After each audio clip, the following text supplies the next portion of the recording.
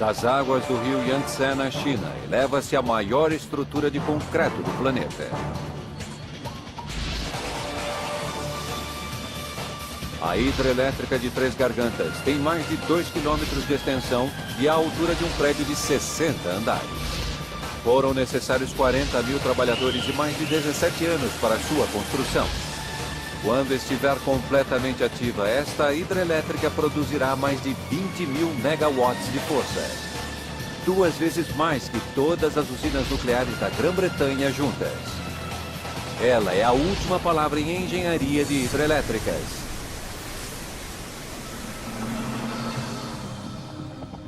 A Três Gargantas deve seu sucesso a 5 hidrelétricas históricas.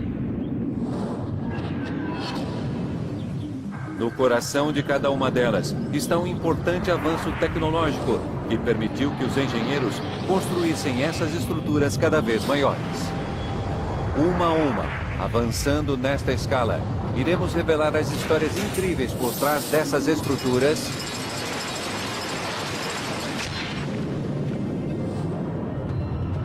e das inovações que as permitiram produzir cada vez mais força. 6 engenhosos passos, partindo das grandes para as maiores, até chegar às maiores do mundo.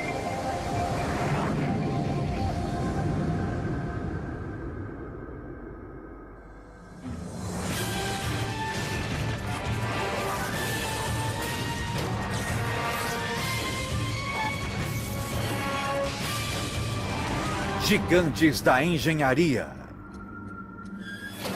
Usinas.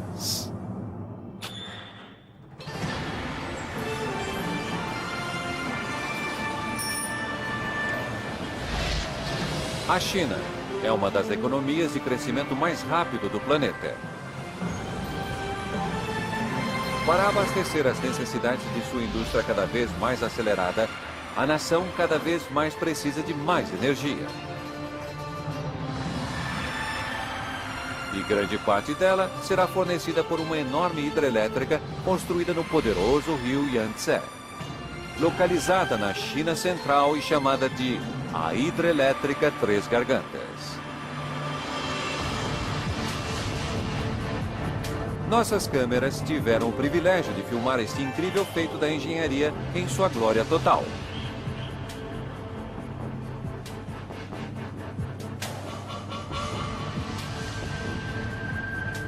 Antes de começarem a construir a Três Gargantas, os chineses primeiro tiveram que desviar o rio Yangtze, que tem quase 2 quilômetros de largura, e também tirar mais de 1 milhão de pessoas da área que estava prestes a ser inundada.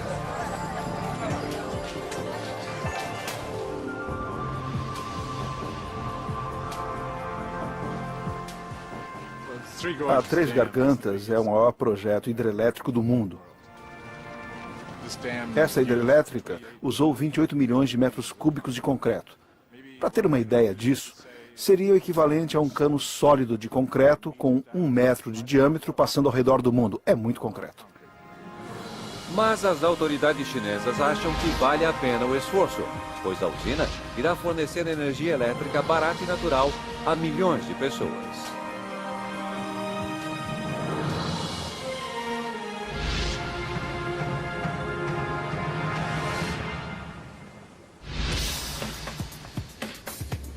Para entendermos como a hidrelétrica Três Gargantas é capaz de produzir tanta energia, precisamos voltar no tempo.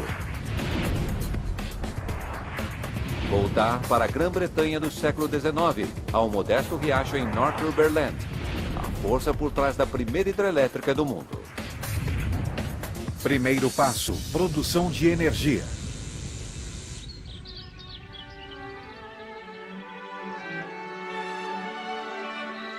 Nos anos 1800, período em que a Grã-Bretanha estava no auge da Revolução Industrial, esta casa era a última palavra em vida moderna. Ela pertencia a Lord Armstrong, um empresário e inventor obsessivo. O Lord equipou sua casa com tecnologia de ponta, incluindo aquecedor central, dispositivos mecânicos que movem elevadores, máquinas de lavar roupas e aparelhos de torrefação. Mas há um lugar na casa onde a tecnologia moderna está faltando, como o historiador Anthony Burton explica. Esta sala era o orgulho e a alegria de Armstrong. Uma galeria lotada de maravilhosas pinturas vitorianas, um pouco sombria, mesmo durante o dia.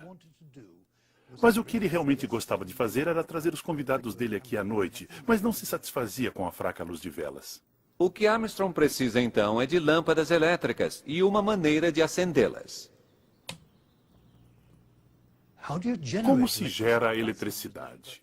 Ora, todos já sabiam porque Michael Faraday tinha entregue o segredo. É só mover um ímã em relação a um anel de cobre. Tem um modelo aqui que pode funcionar. Pronto, aqui temos 2 ímãs, um em cada extremidade deste disco. E aqui está o anel de cobre. Se eu fizer o disco girar em relação aos ímãs, irei gerar eletricidade. Estamos tendo uma leitura no amperímetro. Estamos definitivamente gerando eletricidade. Toda vez que os ímãs no disco passam pelo anel de cobre, eles geram um pequeno pulso elétrico no fio de cobre.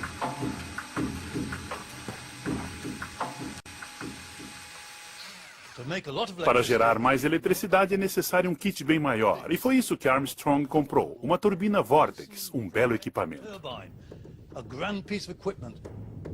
Esse tipo de turbina precisa de um volume enorme de água em fluxo rápido para girar o rotor.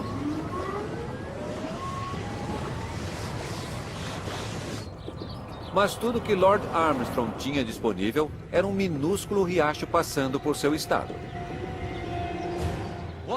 Ele precisava de muita água. Mas como tirar tanta água de um riacho? Então, ele construiu uma represa.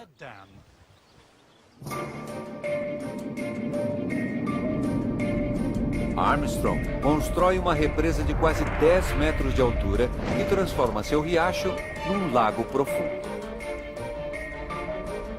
Esta massa de água empurrando para baixo aumenta a pressão no fundo. Armstrong canaliza esta água de alta pressão para baixo através de um cano até o fundo de sua represa.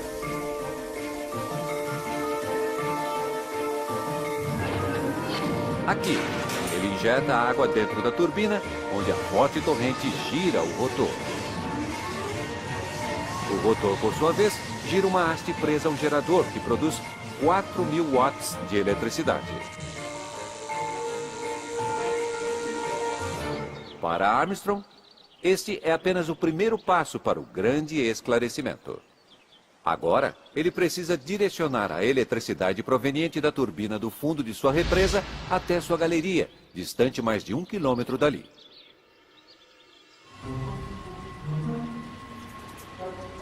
Armstrong, então, conecta 2 fios grossos de cobre ao gerador para, dessa forma, conduzir a eletricidade para sua mansão.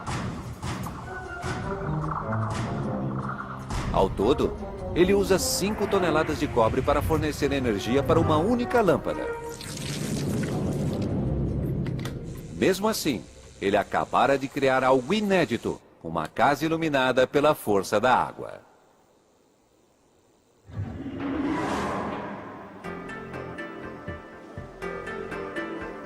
Do outro lado do planeta, na China Central, a hidrelétrica Três Gargantas leva o conceito de Armstrong ao extremo.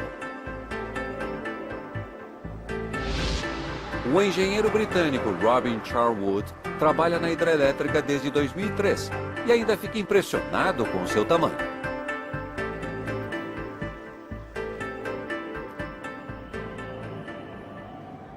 Estamos em uma das 3 grandes centrais elétricas do projeto de Três Gargantas. Nessa sala de 700 metros, dá para ver 14 dos grandes geradores. Além dessa, a 1 quilômetro de distância fica a segunda central elétrica. E além dela, temos uma outra, que fica no subsolo, dentro da rocha, do outro lado do rio. Cada um desses geradores custou cerca de 50 milhões de dólares. Isso nos dá uma ideia do tamanho desse projeto. A hidrelétrica Debton tinha somente um gerador. A de Três Gargantas tem 32. Esses 32 geradores juntos produzem 5 milhões de vezes mais energia que a Debton sozinha. Para fazê-las funcionar, os chineses aproveitaram a força do poderoso rio Yangtze. No reservatório atrás da hidrelétrica, o rio agora sobe para uma altura de 60 andares acima do leito. A água é canalizada para dentro de tubos gigantes de concreto em direção aos geradores.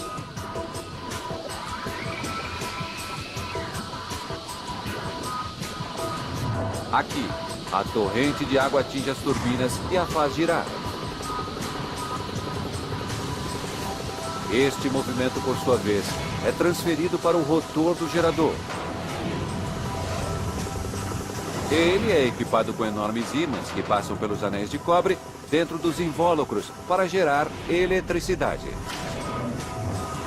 Apenas uma dessas máquinas produz tanta eletricidade quanto uma pequena usina nuclear.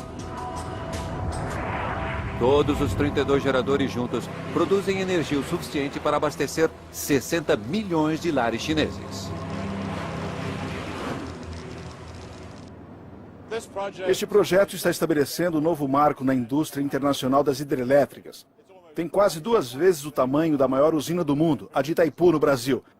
E claro, é apenas o primeiro de uma série de megas hidrelétricas em construção aqui na China. Em 1878, a hidrelétrica de Debton mostrou que mesmo um pequeno riacho podia ser aproveitado para produzir eletricidade. Mas para gerar energia em grande escala, os engenheiros tiveram que lutar contra rios maiores. Para construir uma hidrelétrica que pudesse produzir 128 megawatts, os engenheiros franceses tiveram que domar o terrível rio Dordogne e fazê-lo correr num novo curso. Segundo passo, desvio do rio. França, 1914. O resultado da Primeira Grande Guerra leva o país para dentro de uma séria crise energética. Com suas áreas de concentração carbonífera ocupadas pelos alemães, os franceses são forçados a importar carvão para alimentar suas usinas e manter o país em movimento. Então, depois da Primeira Guerra, eles decidem aumentar o suprimento de energia do país, com eletricidade tirada de uma usina hidrelétrica. Mas construir uma represa de concreto utilizando o rápido rio Dordogne apresentava um desafio e tanto. Vamos imaginar que este é nosso poderoso rio Dordogne. Ora, não se pode simplesmente derramar concreto no meio de um rio. Eles queriam a hidrelétrica aqui, mas para terem uma, teriam que construir 3. Primeiro, uma represa temporária seria construída aqui. Compartimento estanque, uma barreira que impede o rio de correr. Quer dizer, não se pode simplesmente fazer um rio parar de correr. Ele passaria por cima da barreira, a menos que fosse construído um canal para desviá-lo por aqui. Depois, para detê-lo aqui outra vez, era só colocar um segundo compartimento estanque, onde eles obteriam um espaço entre o qual poderiam drenar. E seria ali que eles construiriam sua principal hidrelétrica.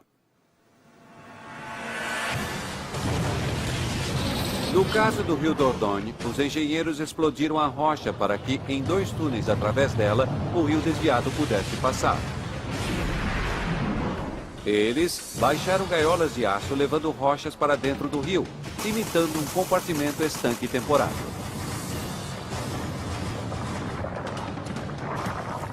Depois, eles o fortaleceram com concreto. À medida que o rio por trás do compartimento estanque começasse a transportar, ele passaria através dos túneis. Para impedir que a água voltasse, os engenheiros construíram um segundo compartimento estanque. Depois que a água passasse do leito do rio, entre os compartimentos estanques, ela deixaria um local perfeitamente seco, onde eles poderiam construir a hidrelétrica principal. Felizmente para os engenheiros, quando eles entraram nesta parte central, descobriram que o leito do rio era rocha sólida. Assim, poderiam construir bem em cima do leito. Camada após camada, a gigante estrutura de concreto se ergue a uma altura de 30 andares, acima do leito do rio.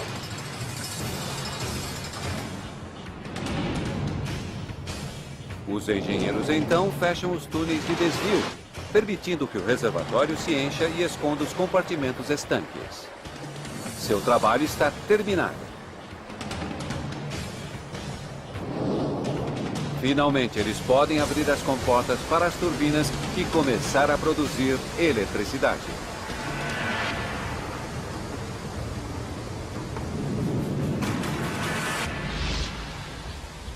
Quando a hidrelétrica de Maherj foi terminada, ela produzia 128 megawatts, o suficiente para fornecer energia a uma estrada de ferro para Lyon e eletricidade para a cidade de Paris, a 400 quilômetros de distância.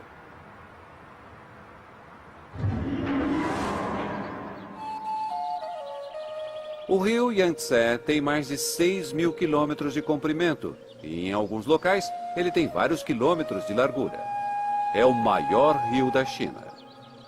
Ele apresenta enormes desafios logísticos aos engenheiros da hidrelétrica. À medida que o Yangtze for se elevando por trás da hidrelétrica Três Gargantas, ele inundará mais de 150 mil acres de terra ao longo de suas margens. Os chineses, então, terão que deslocar mais de 1 milhão de pessoas que vivem atrás da hidrelétrica. Milhares de novas casas terão que ser construídas para as pessoas tiradas de seus lares. Depois disso, os engenheiros poderão começar a represar o rio. Estamos entre algumas das rochas e blocos de concreto que usamos para criar os compartimentos estanques, que controlaram o rio durante a construção do projeto da Três Gargantas. Controlar o rio para permitir a construção desse enorme projeto foi um grande empreendimento, pelo fato de o rio Yangtze ser um dos maiores rios do mundo, muito rápido e muito profundo. Construir esses compartimentos estanques para permitir que houvesse segurança durante a construção foi uma operação e tanto. Os chineses dizem que esse foi o maior e mais difícil desvio já feito para criar uma hidrelétrica. E quando você olha a escala desse projeto, vê que eles estão absolutamente certos. Enorme. Os engenheiros começam a trabalhar numa série de compartimentos estanques de pedra para bloquear parte do rio Yangtze, enquanto deixam um canal aberto para que o restante do rio flua por ele. Eles constroem as primeiras 2 seções da hidrelétrica principal no leito seco do rio.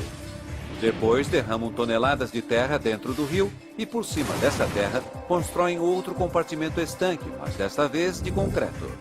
Enquanto o rio fica retido atrás do compartimento estanque, os engenheiros podem finalmente construir a última seção da hidrelétrica. Agora, eles precisam remover os compartimentos estanques de modo que a água possa fluir através das turbinas da hidrelétrica principal. Da mesma maneira que a construção de compartimentos estanques tão fortes foi algo complicado, sua remoção também foi um desafio. Nos primeiros estágios, como eles foram construídos de rochas bem grandes como estas, os engenheiros puderam usar equipamentos de escavação relativamente convencionais. Mas no estágio final, em que os engenheiros precisaram remover uma sólida parede de concreto, foram necessárias sérias inovações. Ao contrário dos compartimentos estanques da hidrelétrica de Maherj, a versão chinesa é alta demais para simplesmente ser deixada onde está. Então, os engenheiros chineses a constroem deixando orifícios para explosivos.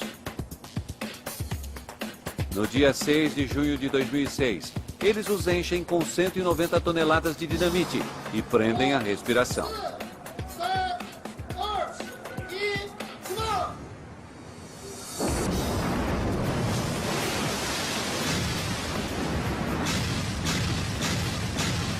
O que levou meses para ser construído, leva apenas segundos para ser destruído. À medida que o compartimento estanque cai, ele libera a água atrás dele.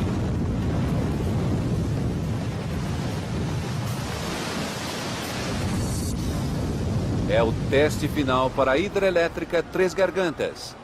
E ela está aprovada.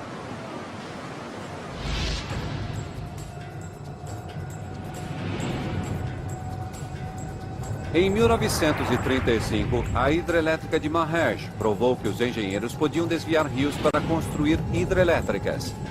Mas para quebrar a marca de 1.000 megawatts, os engenheiros americanos que construíram a hidrelétrica Hoover tiveram que levar seu material de construção ao limite. Terceiro passo, concreto.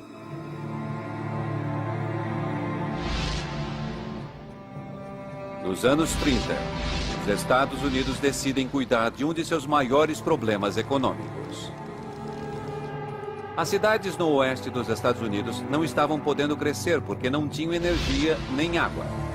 Então, para resolver o problema, os engenheiros começaram a trabalhar na maior hidrelétrica do mundo, a hidrelétrica Hoover.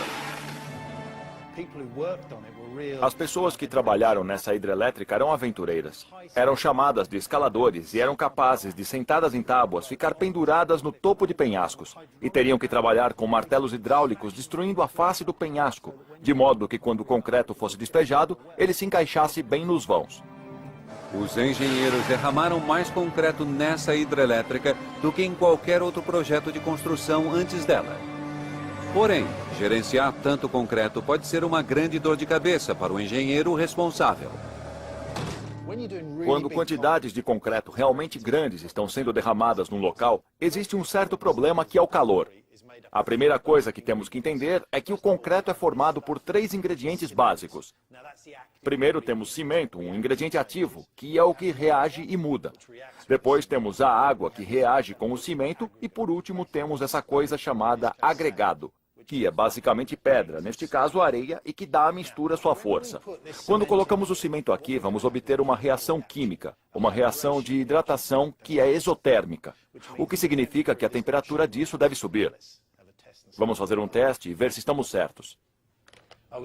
Dá para ver subir aqui e já chegou aos 15 graus, e se esperarmos um pouco mais, vai subir mais. O que acabamos de ver foi que realmente tivemos um aumento de temperatura. Não foi tão grande, mas na verdade, quando você está no meio de um grande derramamento de concreto, o calor não tem para onde ir. Então, a parte central da mistura de concreto fica cada vez mais quente e se expande. E quando se expande, ela racha o concreto que está por fora. E se você está fazendo um grande derramamento de concreto numa hidrelétrica, uma rachadura não é uma coisa nada boa. Se o concreto da hidrelétrica Hoover for derramado de uma só vez, o concreto na parte de fora irá resfriar e endurecer primeiro, enquanto que o concreto no centro da hidrelétrica continuará quente e tentará expandir. Isso poderá causar um estresse no concreto e fazê-lo rachar. Então, os engenheiros moldaram o concreto usado na hidrelétrica Hoover em pequenos blocos individuais. À medida que o concreto em cada bloco resfria, ele encolhe, mas não racha. A contração deixa pequenos vãos entre os blocos que os engenheiros precisam preencher com cimento. Porém, este inteligente processo não resolve todos os problemas.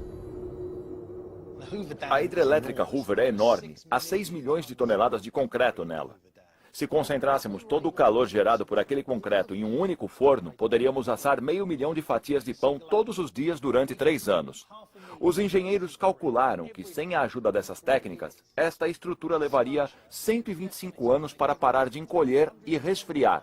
E isso seria tempo demais. O homem encarregado do projeto se chamava Frank Crowe. Seu apelido era Crowe e apressado, porque ele vivia com pressa e dizia: impossível, não posso esperar 125 anos, vou usar o Rio Colorado para resfriar minha hidrelétrica.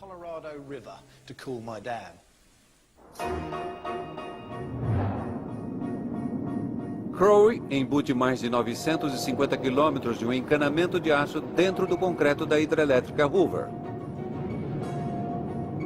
Ele constrói uma enorme fábrica de resfriamento de água. Nela, ele resfria a água do rio em 4 graus e depois a faz passar pelo encanamento dentro do concreto quente. Isso em curto tempo de resfriamento de 125 anos para apenas 22 meses. Foi uma ótima ideia. Agora, eles só precisavam terminar a hidrelétrica, colocar a pasta de cimento nos encanamentos e pronto. Foi um esforço fantástico. Foram necessários 5.000 homens e apenas 21 meses para construir esta estrutura. E não apenas isso, eles acabaram 2 anos antes do previsto e sem gastar todo o dinheiro do orçamento. A hidrelétrica Hoover armazena 35 bilhões de metros cúbicos de água e, ao mesmo tempo, gera mais força do que qualquer outra hidrelétrica no mundo.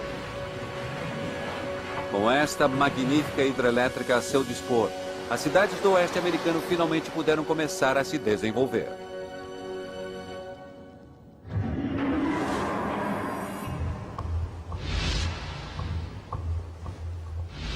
A hidrelétrica Três Gargantas levou a construção em concreto a um novo patamar. Olhando para ela, dá para imaginar a quantidade de concreto na base, em seus 180 metros de altura e em seus 2 quilômetros de extensão. É uma quantia imensa de concreto. A hidrelétrica Três Gargantas usou 10 vezes mais concreto que a hidrelétrica Hoover. E os engenheiros tiveram que usar toda a tecnologia possível para manter sua hidrelétrica resfriada. Eles basicamente usaram tudo que estava disponível. Resfriaram os agregados, os materiais e a areia antes de colocá-la na mistura. Adicionaram gelo, ou seja, fizeram tudo que estava a seu alcance para deixar a temperatura mais baixa possível, antes que a hidrelétrica começasse a aquecer sozinha. E aqui, devido ao verão ser especialmente quente, nos meses de julho e agosto, usaram até um sistema de spray de névoa, para soprar uma névoa em cima da hidrelétrica com o objetivo de bloquear a radiação solar e impedi-la de se acumular dentro do concreto, somando-se ao calor que já está gerado na parte de dentro. Em 1936, a Hoover provou que os engenheiros podiam construir hidrelétricas quase impossíveis de serem construídas, usando concreto desde que as mantivessem resfriadas. Mas à medida que foram ficando maiores, elas foram retendo cada vez mais água e, com isso, gerando uma força grandemente destrutiva. Ao construir a Grand Coulee, os engenheiros americanos tiveram que protegê-la dos efeitos catastróficos do transbordamento. Quarto passo, represamento. Johnstown, Pensilvânia, 30 de maio de 1889. À medida que a cidade é atingida pelas piores chuvas em sua história, a tranquilidade de ter um reservatório disponível está prestes a ser destruída. Chove durante 24 horas e a água chega ao topo da hidrelétrica. Logo, toda essa água não terá para onde ir, a não ser passar por cima do topo. A represa se rompe e 20 milhões de toneladas de água derramam em 45 minutos.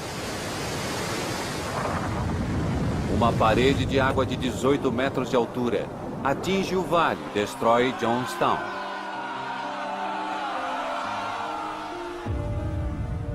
Foi uma grande tragédia.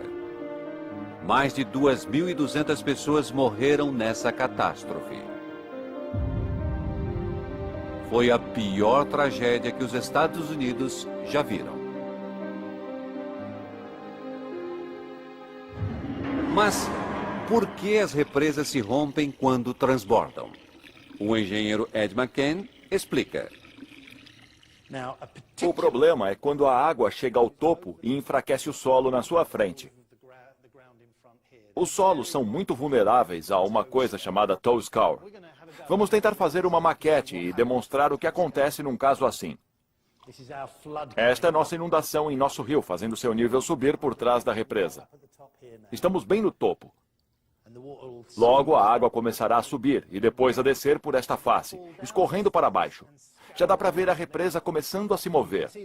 Quando o solo à sua frente se solta, a represa perde sua fundação e começa a cair, e não demora muito antes que ela desmorone por inteiro. O que é uma falha enorme. Quando isso acontece, temos uma enorme parede de água descendo o vale, e se você estivesse lá embaixo, provavelmente estaria morto agora. Então vimos que uma falha assim, nesse tipo de represa, é um problema enorme e é algo que precisa ser consertado.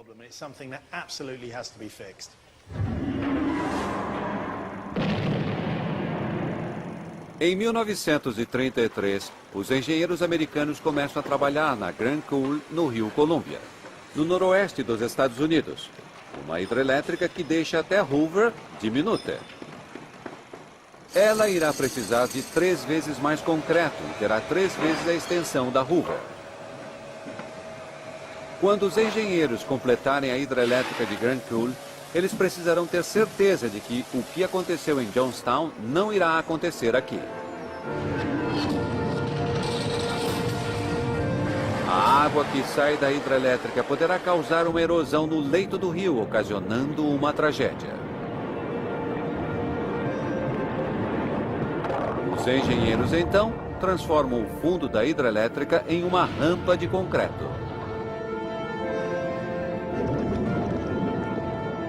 Isso obriga a água a desembocar num vertedouro dentro de um vórtex que dissipa sua energia.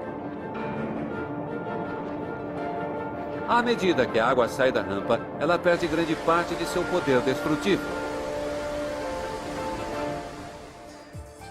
Com a rampa no local, os engenheiros podem inaugurar com segurança a maior hidrelétrica dos Estados Unidos, um título que a Grand Coulee retém até hoje.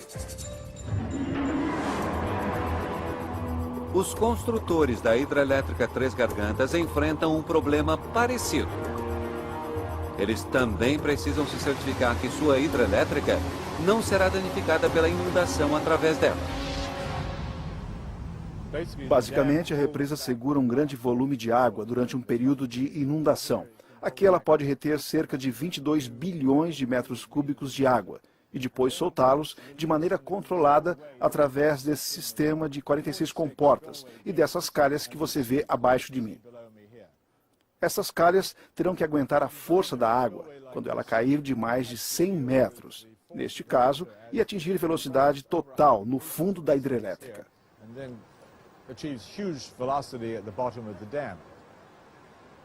Para desviar a força do impacto da água, os chineses usam uma tecnologia similar à da Grand Coulee. À medida que o nível da água se eleva, os engenheiros abrem uma série de comportas para drenar a enchente do reservatório. Mas, se a água cair diretamente para baixo, ela poderá enfraquecer as fundações da hidrelétrica. Então, os engenheiros instalam calhas de concreto nos vertedouros. Ao contrário da rampa da Grand Coulee, que fica debaixo da água, as rampas das Três Gargantas arremessam a água no ar. No ar, a água se decompõe em pequenas gotas e perde grande parte de sua energia destrutiva.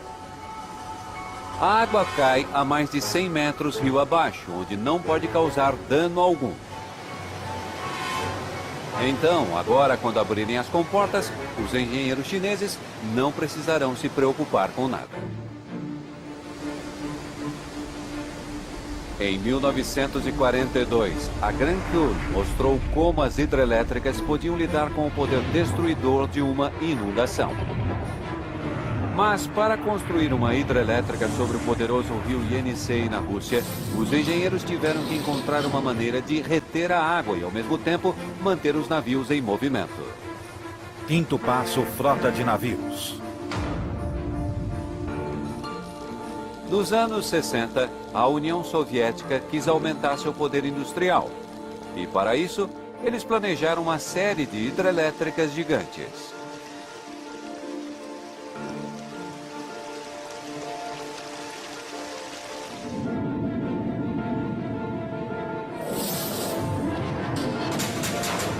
Uma das primeiras, a hidrelétrica de Krasnoyarsk, se estenderia por 1 quilômetro de um lado ao outro do rio Yenisei e geraria 6.000 megawatts de potência.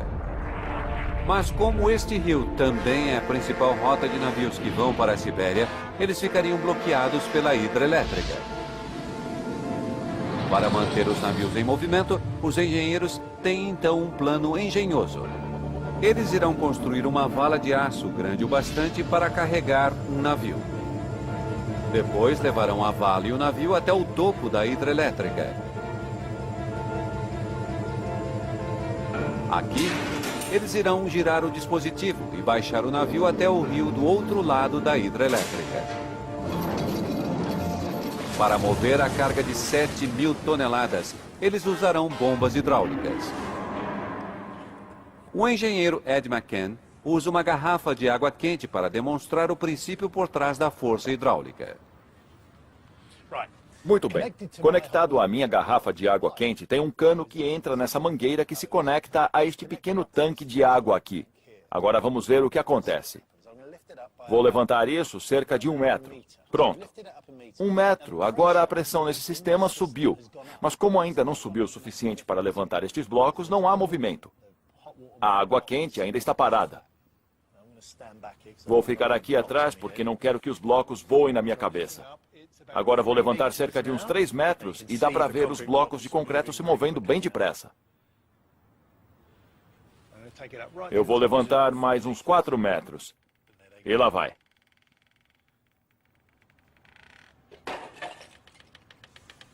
O que estamos vendo é a incrível força que se pode conseguir com a água sob pressão. E é isso que usamos para levantar coisas muito pesadas. Os engenheiros russos usaram líquido sob pressão para levantar seus navios. Nas paredes da câmara ficam poderosas bombas que enviam fluido hidráulico sob uma imensa pressão para dentro de um conjunto de motores abaixo. Eles impulsionam enormes rodas de aço que propelem a vala ao longo de um trilho. Os motores geram tanta tração que levantam a câmara do rio para o reservatório em apenas 90 minutos.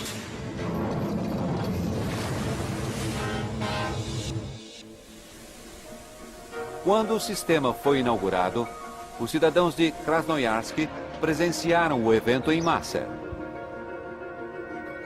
Esta maravilha mecânica é a maior glória da maior hidrelétrica do mundo.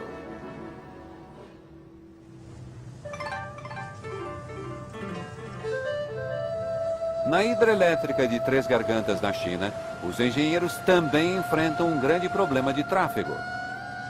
Sua hidrelétrica fica em um dos rios de maior movimento da Ásia. O Yangtze é uma via aquática muito importante para o tráfego marítimo da China, que vai de Xangai, no litoral, passa por Zhejiang e vai até Chongqing. Ele carrega cerca de 18 milhões de toneladas de frete por ano. Receber cerca de 170 navios por dia sobre uma hidrelétrica de mais de 100 metros de altura é uma tarefa difícil para os engenheiros. Os chineses resolvem o problema de adequação da maior hidrelétrica da Terra, construindo a maior eclusa do mundo. Os navios entram na eclusa na base da hidrelétrica. As comportas se fecham, a água entra e levanta os navios até a próxima eclusa. Os navios precisam passar por 5 eclusas para chegar ao topo, o que pode levar até 4 horas. É um bom tempo para navios de carga, mas para os muitos barcos de passageiros operando no rio Yangtze, isso é tempo demais. Para fornecer uma oportunidade de trânsito mais eficiente para os passageiros, os engenheiros construíram um sistema de elevação para navios, que permite que os barcos passem em apenas 36 minutos. Ao contrário do sistema de levantamento de navios de Krasnoyarsk, o construído na hidrelétrica Três Gargantas elevará os navios diretamente para cima, como um elevador. O segredo de seu sucesso está nessas paredes de concreto. Os engenheiros encaixarão uma série de contrapesos enormes que farão a maior parte do levantamento. 161 mil toneladas de blocos de concreto serão conectadas por cabos à vala que carregará o navio e a água sobre a qual ela flutua. À medida que os contrapesos forem descendo, eles irão içando a vala para cima e levantando o navio até o topo.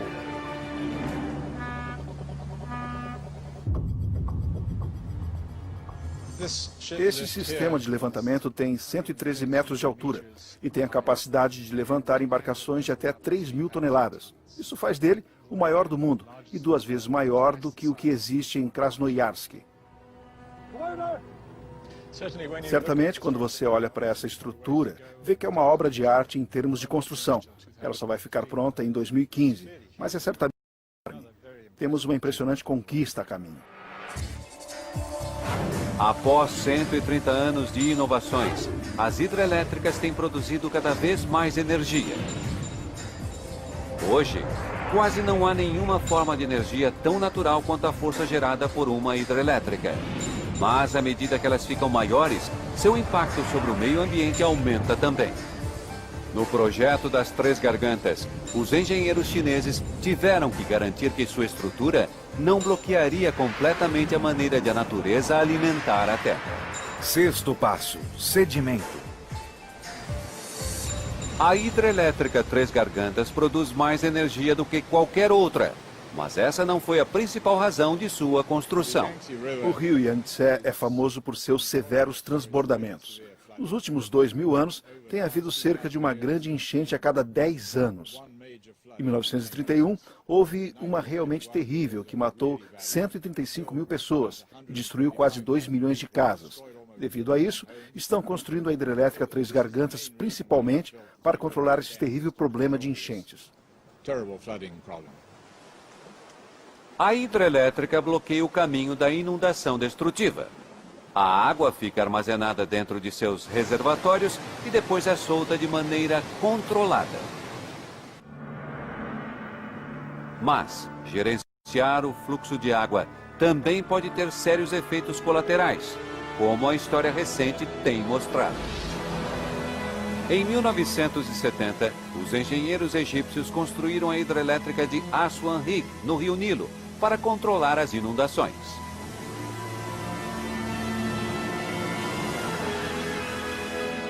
Mas logo os fazendeiros cujas fazendas ficavam rio abaixo notaram que suas plantações estavam começando a se perder. O solo ficou tão estéril que os fazendeiros precisaram de milhões de toneladas de fertilizantes todos os anos para nutrir as plantações. Sua terra sofreu porque foi privada da água das enchentes, que carrega com ela o material vital para a formação da vida. O químico Dr. Andrew Zidlow demonstra. Aqui temos água limpa da chuva que tem caído e vamos adicionar a ela um pouco de terra de boa qualidade, um pouco de esterco, conchas de caracóis, que são feitas de carbonato de cálcio, folhas secas, vegetação e, claro, peixe também.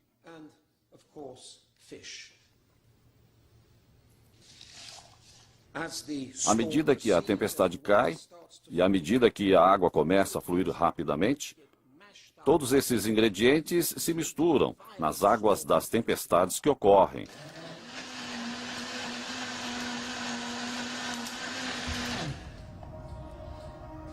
Prontinho. Temos um coquetel dos nutrientes vegetais mais importantes da natureza.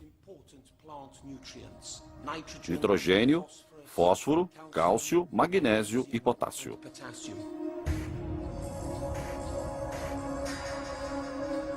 Mas se a água das enchentes para de fluir, essas partículas nutrientes começam a assentar. Este é um grande problema, principalmente na maior hidrelétrica do mundo.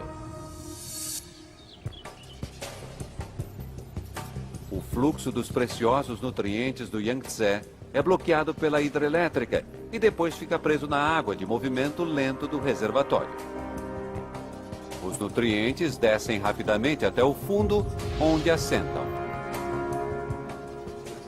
O problema do assentamento dos nutrientes do Yangtze é grande. A quantidade total descendo é de cerca de 500 milhões de toneladas por ano, o que equivale a cerca de 1 quilômetro cúbico, o suficiente para encher grandes estádios centenas de vezes. É uma grande quantidade de sedimento. Se estes nutrientes permanecerem presos atrás da hidrelétrica, isso significará que os fazendeiros, pescadores e a vida animal serão privados dos nutrientes contidos na água por centenas de quilômetros rio abaixo. E as toneladas de sedimento podem aumentar no reservatório e ameaçar a própria hidrelétrica. Basicamente, os sedimentos estão indo parar dentro do reservatório. E isso reduzirá sua capacidade e poderá interferir em sua habilidade de girar as turbinas se chegar a uma grande altura. Com inteligência, os engenheiros chineses exploram o poder das enchentes para tirar os sedimentos do reservatório e mandá-los corrente abaixo. Eles instalaram comportas dentro da hidrelétrica. Cada uma delas pesa o equivalente a um ônibus e precisa de pistões hidráulicos poderosos para levantá-las.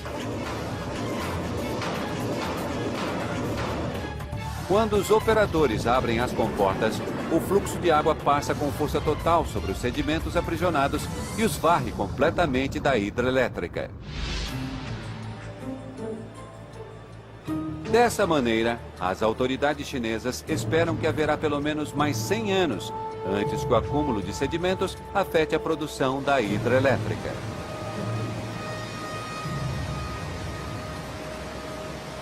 Mas nem mesmo este inteligente sistema de purificação pode retirar todos os sedimentos da hidrelétrica. As estimativas dos cientistas de quanto de sedimento ainda restam variam de cerca de 30% até 60%. Mas as autoridades chinesas acreditam que este é um preço pelo qual vale a pena pagar. Eles estão convencidos de que os benefícios da hidrelétrica, tais como energia limpa e controle de inundações, superam em muito suas significativas desvantagens.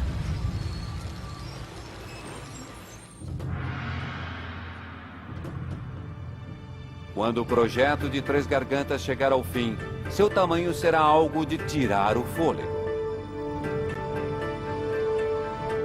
Mesmo com algumas de suas turbinas ainda paradas, ela já produz mais força do que qualquer outra hidrelétrica no mundo.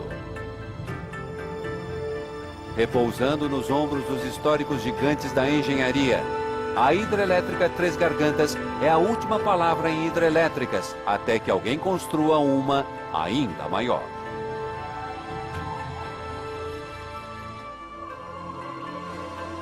Versão Marshmallow São Paulo.